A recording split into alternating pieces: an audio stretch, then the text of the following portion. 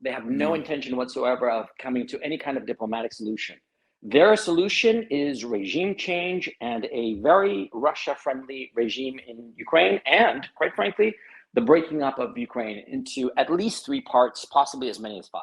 I mean, I'm just convinced of this, because think of the manpower that they have lost, the equipment that they have lost, the whole sanctions. And Putin is going to say, oh, okay, then we'll have a little diplomatic solution and we'll sign a piece of paper and we'll all go home.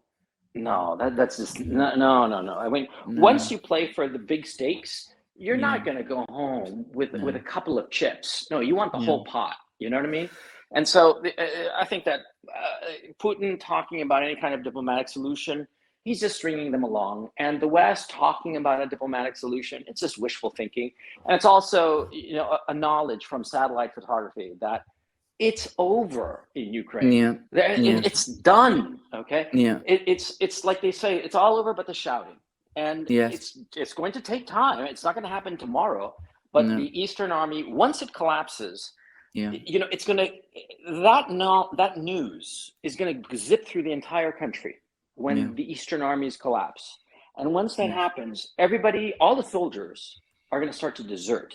And that's a fact. Because what you have to understand, especially in a society that is cosmopolitan like Ukraine, when people realize that there's no point in fighting anymore, and it's not a honor-based society like a lot of societies in the Middle East where they will fight to the last man. No.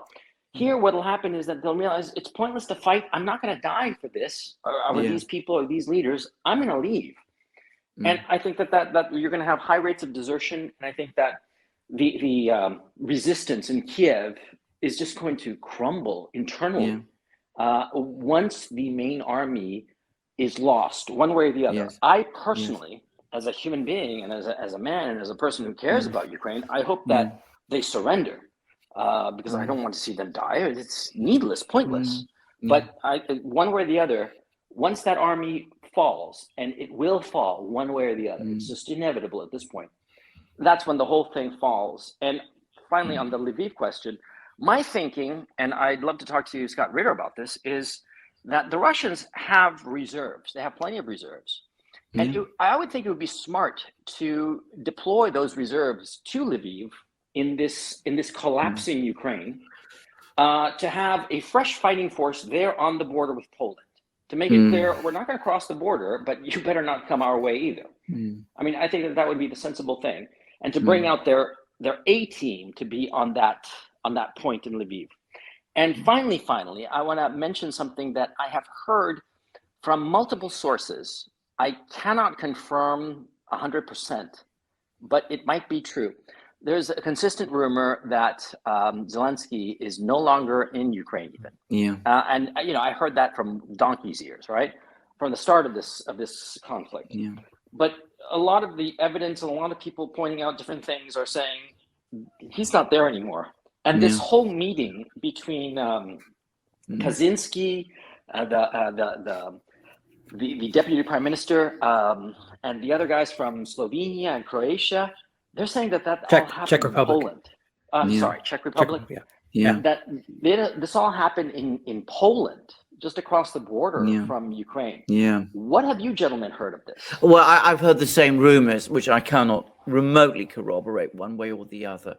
It wouldn't surprise me. I mean, that's all I think I can say about that. I can only... Go on. No, I mean, Helmer's article is the only thing that I can cite. Right. That's my only source. Yes. Yeah. I mean, it seemed very compelling. And look, prima facie, it just seems insane that they would go all the way to Kiev, okay, for this meeting in the middle of a war. I mean, I certainly, as the president of any of these countries or a major figure in these countries, I would not allow my deputy prime minister or whomever to go into a war zone. I think that's insane. And so that's why I don't really believe the story that they went to Kiev. They might have gone to Lviv, but this whole notion that they never even crossed the border into Ukraine and that Zelensky himself is and has been in Poland this whole time or quite some time, I find that I don't know what to think of it. I think it's interesting. But you guys, Yeah. you think it's still at this time a rumor, because that's what I think it is. I wouldn't. Yeah, I would put it no further than a rumor, but it's not. It's not. I wouldn't say it's an impossible thing. My own personal guess, actually, is that Zelensky moves around. I think he's had one or two press conferences which have actually been in Kiev, but of course that doesn't mean he's there all the time.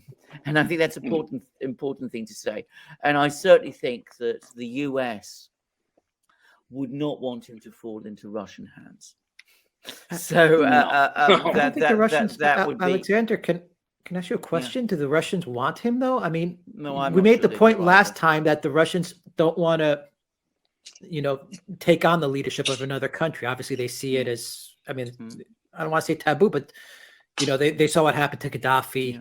They saw all these things happen. They don't want to go that route. I mean, I would imagine. I think you're right. He probably can move around freely, and I would imagine the Russians want it that way, for lack of a better word, because they want him. They want him around. Absolutely. I don't know if I'm off base there, but I don't think you are, because I don't think they're intimidated or I don't think they see him.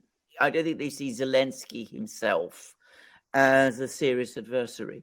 So, I mean, they've got no incentive to do anything to him. If this is, and by the way, this is just my own comment. If the Poles and the Czechs and the Slovenes did go all the way to Kiev by that train, I'm absolutely sure that it would have been cleared with the Russians.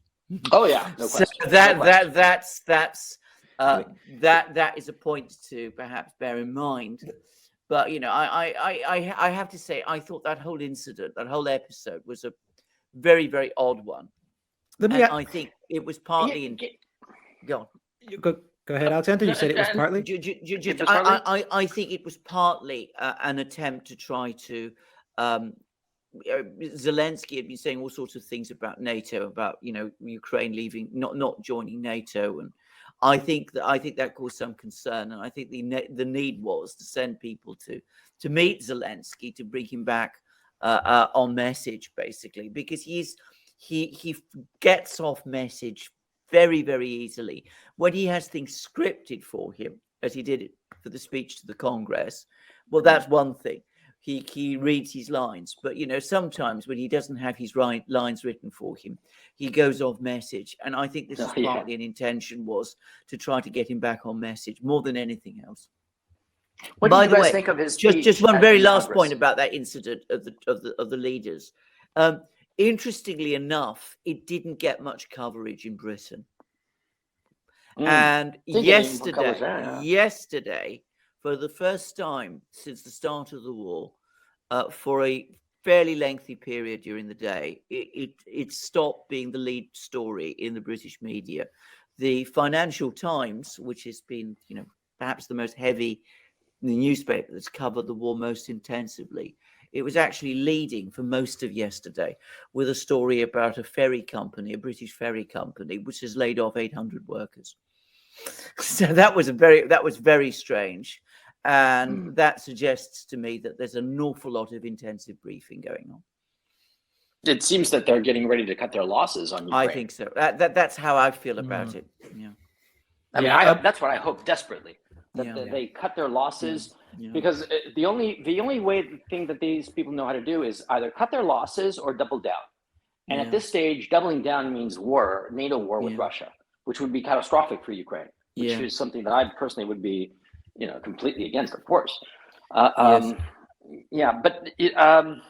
no, what I wanted to argue, I wanted to get your opinion of what you thought of the speech he gave to Congress, because I thought it was kind of like an insane speech. Yeah. I mean, he tried to hit every emotional button that he could think of. 9/11, Martin Luther King. I mean, Pearl Harbor. I mean, he was just like, it was like, like he just like a list of American traumas. Let's hit every one of them and see which one works. If I could quote Alexander, whoever thinks that Zelensky or his team actually wrote that speech, well, I have a bridge to sell you. Oh, okay, yeah. You guys talked about it before. Yeah, that speech was, it was completely scripted for him somewhere in Hollywood or a DC think tank. Period, including the propaganda video he put together, or they put together. It was scripted.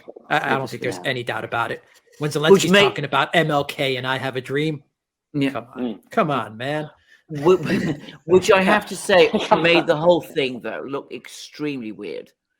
Because it was. I mean, that was the impression. That was my feeling about it. The whole thing felt completely unreal. Now, you know, Gonzalo, you have much more experience of scripts and film sets and things like this, but this whole thing looked to me, it didn't look like a real thing. It looked. The question should be asked to Gonzalo. Gonzalo. I mean, this is your province, your expertise. Yeah, but you know, lousy acting and bad lighting. No, I mean, seriously, do you think it was scripted? Do you think? I mean, serious question. Yeah. I mean, I think it was. This is coming from an expert. It's scripted by people who are desperate. Okay. Desperate people, and of course, the script didn't make any kind of logical sense because if you're doing so well in your war, you're not like freaking out and begging people to join in your war. If you're carrying on the good fight and really sticking it to the Ruskies, then you want help, sure, but you can handle it. You have that self-confidence. There was no self-confidence here at all. There was desperation and panic, and so it was a ridiculous speech. And look, the whole thing is over. And here's a thought I want to bring to the table. Ihor Kolomoisky, the oligarch, is the one who installed Volodymyr Zelensky, the actor, as president. That's the one who brought him there, brought him to the party. Now, right now, his date, if you want to call it that, are the neo-fascists, thugs, goons, whatever you want to call them, who are in Ukraine, and the SBU crowd, the secret police crowd. They're the ones running Zelensky at this time, and he is their puppet. Kolomoisky, he split to Switzerland, and he's long gone. And the word is that he's trying to cut a separate peace with the Russians so that he can go back to Ukraine eventually, to Dnipro, which is his hometown. And the Russians are playing hardball with him, but that doesn't matter. Right now, Zelensky is the puppet of these gangsters. Now, let me ask you the following question. And this is just, it's something I just thought of as we were talking now. This guy is an actor. He's a puppet. He's been a puppet of two different groups so far.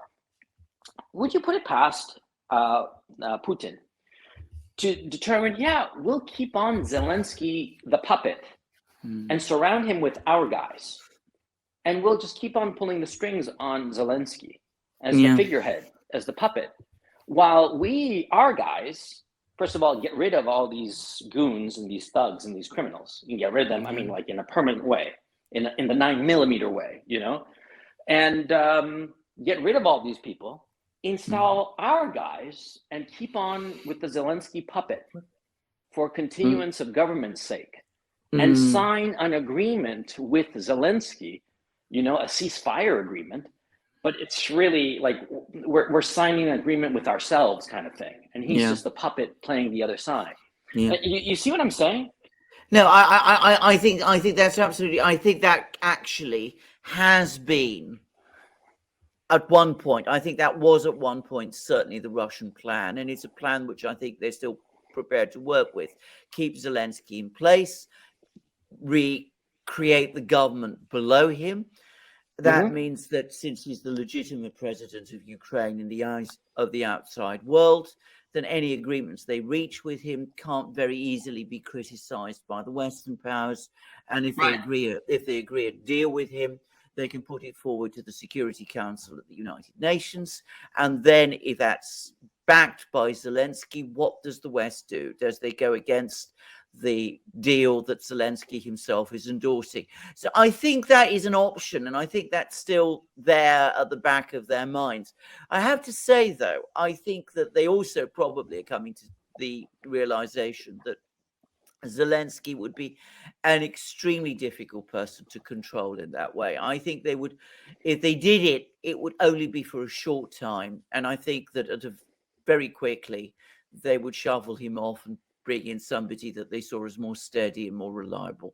So I there is another factor as well, which is that I get the very strong impression that Putin personally doesn't like Zelensky at all. I mean, obviously they've never met, but I mean, I think I think he has a general animus towards Zelensky. Yeah, he thinks he's a drug addict. Surprising. Exactly. Well, Yeah. which is Well, look, yeah. because he is. Yeah.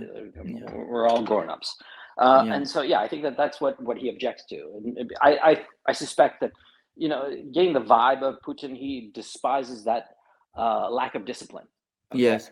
It's one of those guys who's like, it's perfectly fine to get drunk once in a while, but quietly when nobody's around, not in public, and certainly not be taking drugs, not in public, especially. So anyway, but it's just a notion that it would make life very easy for the Russians if they had a puppet like Zelensky.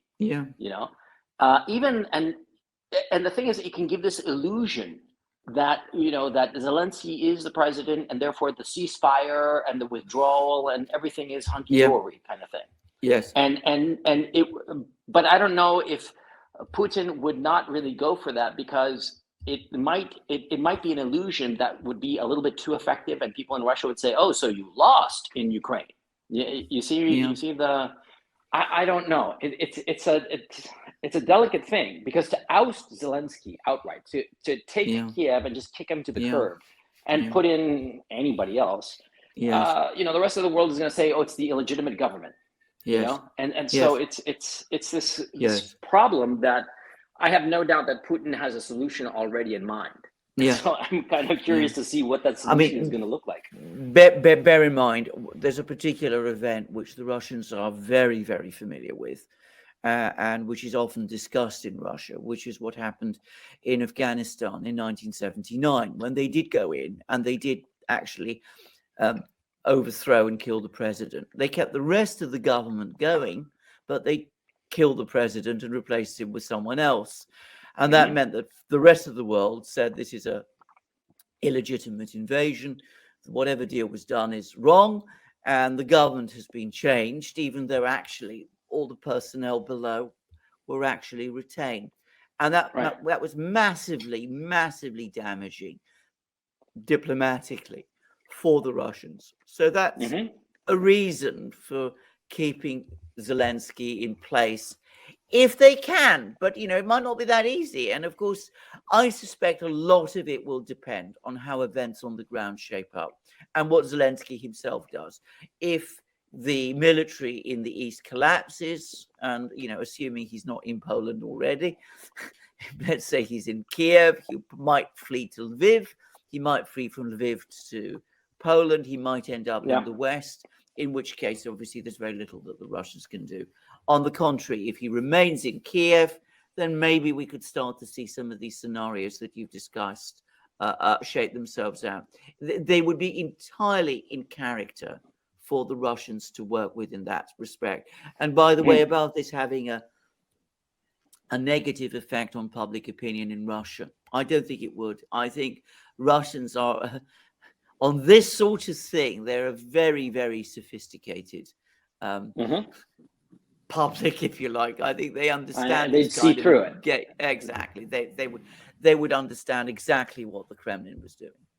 If Zelensky didn't bolt to Poland right when this started, and if he is in Kiev, or if he was in Kiev for an extended period of time, the Russians, if they wanted him, they would have gotten to him. And if he's still in Kiev, if they want him, they would have gotten to him. There is no way in hell that the Russians would not be able to get to Zelensky if he was in Ukraine. So if he is in Ukraine, it's the Russians that want to keep him there.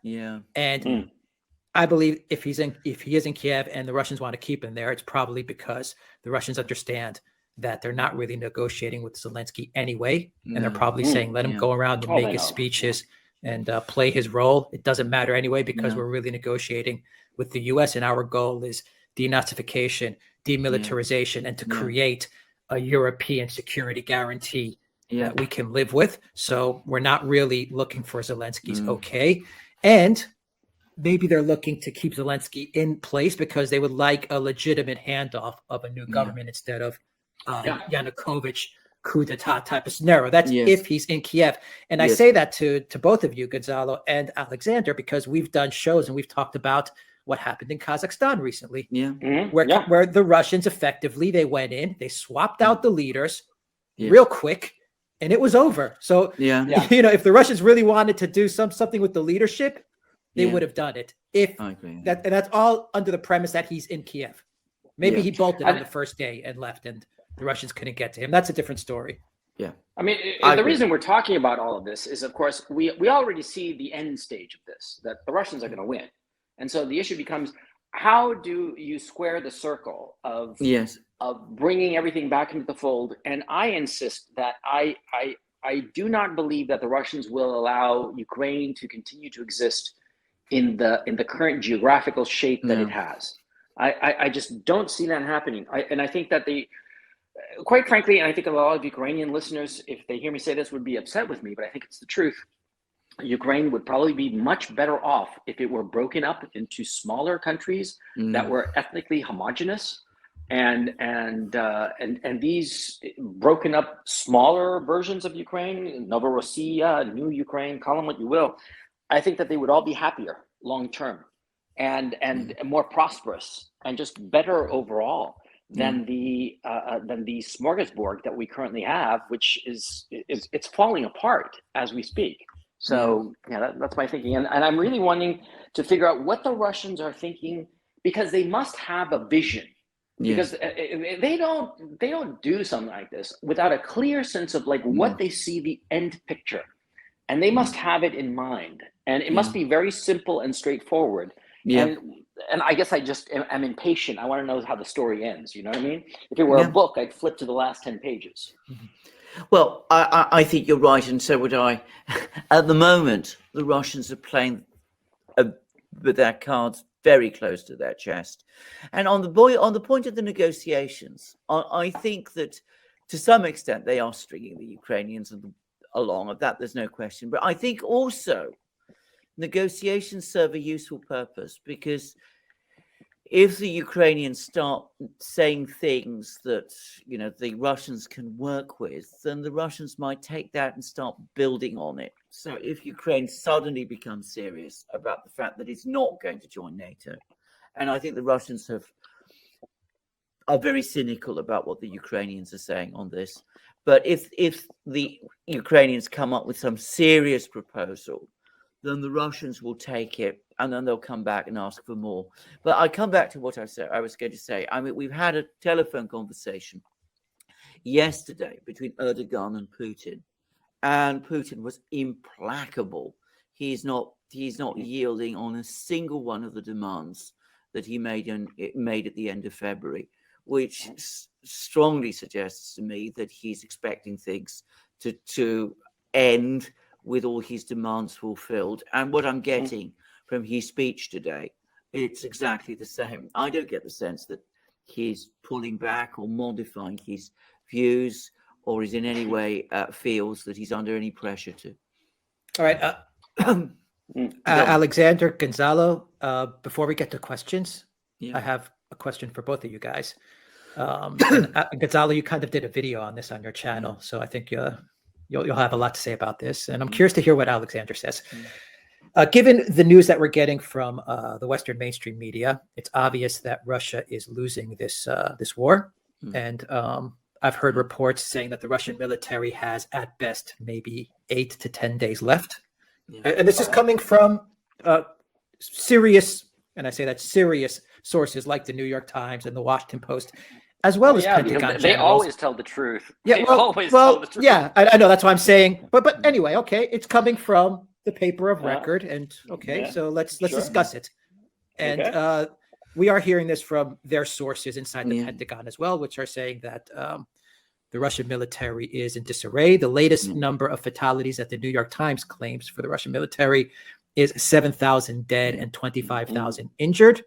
And Putin is desperately looking for a way out of this. He's looking for a negotiated settlement. Desperate. Alexander and Gonzalo convinced me that Russia is not losing this war, and that Putin is not in a state of desperation to try and wind this war down with an agreement. Well, I will go on. Gonzalo, you go first. Okay. I was going to say that I was talking just before this conversation with a friend in Moscow, and she was crying because she was looking out the window and there was the ghost of Kiev flying across the sky. and spelling out with the contrails of the Ghost of Kiev's jet, surrender or die in Russian. And she was like, what do we do? What do we do? It's nonsense. It's nonsense and wishful thinking. It's the most absurd kind of wishful thinking, because you see, an adult looks at reality, distasteful though that reality may be, unhappy though it may make you, but you look at the facts and reality.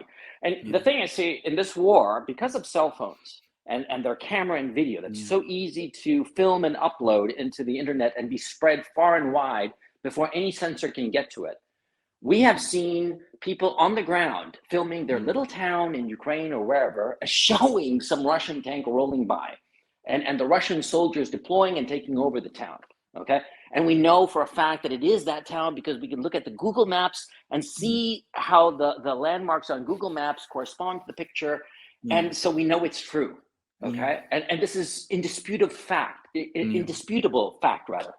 And so this notion that the Russians are losing, it's just wishful thinking. And it's something that I personally find, a couple of days ago, I had a moment when I thought to myself, am I wrong? Because it was so insistent that the Russians were just getting demolished and destroyed. And I am here in the city in Kharkov, and I have been hearing for the last week as the shelling gets closer every day. I mean, I'm hearing it, I'm seeing it. It's not, the reports, but the reports are saying something. The reports say Russians have stalled. I mean, that is. The other side thing, is, of course, the Western mainstream media. They're saying the Russians have stalled in Kharkiv, or they've stalled in Kiev because the Ukrainian army has been effectively repelling them or counterattacking them. And the answer to that is very simple. The answer to that is extremely simple. See, the Russians went into this war with a desire to maintain the civilian infrastructure at all costs. The fact that I'm talking to you now on the internet with electricity, running water, cell, everything, heating, most especially of all of it working in a city that has been, dealing with the Russian invaders for the past couple of weeks, that should prove that the Russians have no intention of demolishing the city the way the Americans would, for instance. And so that kind of operation takes more time. And so this notion that a lightning war, quote unquote, is going to be over in 2 days, it's absurd. That's, again, it's a childish mentality. When we look at this war a year from now, and this war will likely be over by the end of April, as I discussed before, well, we're going to say, man, that was fast. It only took them 2 months. Okay? Because it is fast. It's extraordinarily fast, especially the way that they are conducting the war. As I said from the beginning, that offended a lot of Ukrainians, but it's true. The Russians have been tiptoeing into the country. They have been trying not to smash everything or anything at all. And so this absurd notion, it bothers me because it's an unwillingness to look at reality. And I think that is a crucial problem of the West. And the West has been rich enough for a long time to pretend that the problems that it has are not real problems. But now the wealth of the West is exhausted. The United States is over indebted to the tune of basically 200% of GDP if you add up all the debt, federal, state, local, and agency. And so you start to realize that the United States is bankrupt. The European Union is not far better off. Their moment is over, and they are still pretending because they had the riches to throw money at problems and keep on pretending, as opposed to facing the problems and trying to solve them. And I guess that's why it annoys me so much, and that's why it makes me so just generally pissed off. Okay. I have found these reports that have been circulating in the West, I find them frankly sinister. To my mind, they're intended for two purposes. One is to encourage the Ukrainians themselves, to make the Ukrainians, I mean the Ukrainian people, the Ukrainian soldiers, to make them think that they're winning so that they can keep on fighting. You don't want them to think that they're losing, because of course if they did think that, then they might start doing the things that Gonzalo was talking about, like go home, give up, surrender, do all those sort of things.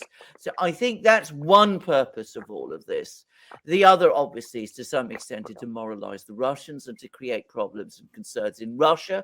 And by the way, that figure of 7,000 people killed and 25,000 injured. I looked at the methodology that had been put together, and it's not even methodology. It's, you know, you see a picture of a armored vehicle, you count the number of people that you think are probably usually in an armored vehicle like that. You then take all the figures of all the armored vehicles that the Ukrainians say they've taken out. You then multiply it again by the number of soldiers that these armored vehicles carry, and then you come up with a figure. I mean, it was, I'm not exaggerating, by the way. It was that kind of, you know, back of the envelope calculation. Westmoreland-esque.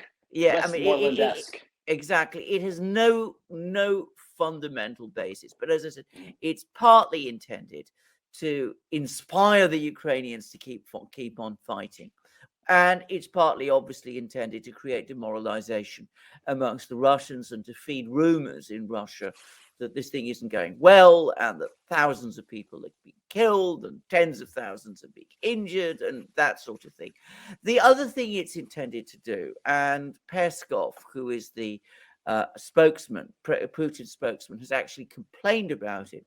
He said that it's a transparent attempt to goad the Russians into attacking the cities, precisely what they have been saying from day one that they didn't want to do. So if you look at all of these things about, you know, the Russian offensive having stalled, it's stalled.